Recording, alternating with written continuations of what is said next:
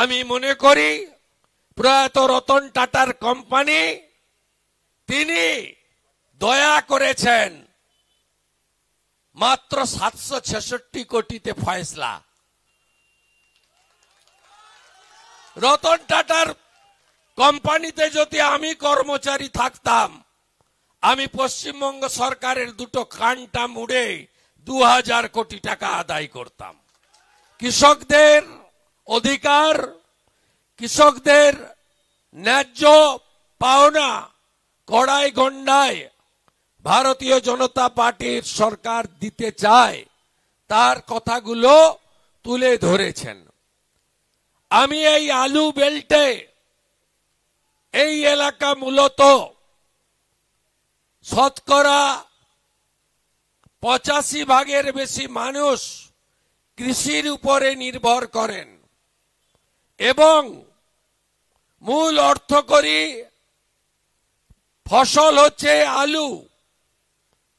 আজকে ভারতীয় জনতা পার্টি এই রাজ্যে গত 4.5 বছরের কাছাকাছি মূল এবং প্রধান বিরোধী দল হিসেবে বারে বারে জনস্বার্থে যেমন লড়াই করেছে, জিহাদি আক্রমণের বিরুদ্ধে যেমন লড়াই করেছে, হিন্দু নিধনের বিরুদ্ধে যেমন লড়াই করেছে, 26,000-এর চাকরি চলে যাওয়ার বিরুদ্ধে যেমন লড়াই করেছে, নারী সুরক্ষার জন্য যেমন লড়াই করেছে, কৃষকদের জন্য আমরা আমাদের লড়াই চালিয়ে গেছি। আজকে সামগ্রিকভাবে আপনাদের আলু চাষিদেরকে আমি যখন ঢুকছিলাম, আমাকে একটি বহুল প্রচারিত ইলেকট্রনিক্স চ্যানেলের সাংবাদিক জিজ্ঞেস করছিলেন যে মমতা ব্যানার্জি সিঙ্গুর সহ হুগলি, পশ্চিম মেদিনীপুর, বর্ধমানের আলু চাষিদের জন্য বা কৃষকদের জন্য তিনি কি করলেন। আমি বললাম তিনি অর্থনৈতিকভাবে খুন করার ব্যবস্থা করলেন।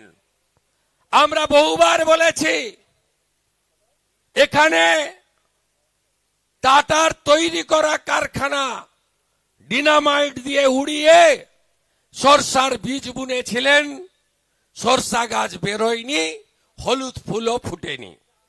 যেমন দীঘাতে ভণ্ড জালি হিন্দু মমতার রথের চাকাও গড়ায়নি, নারকেলও ফাটেনি।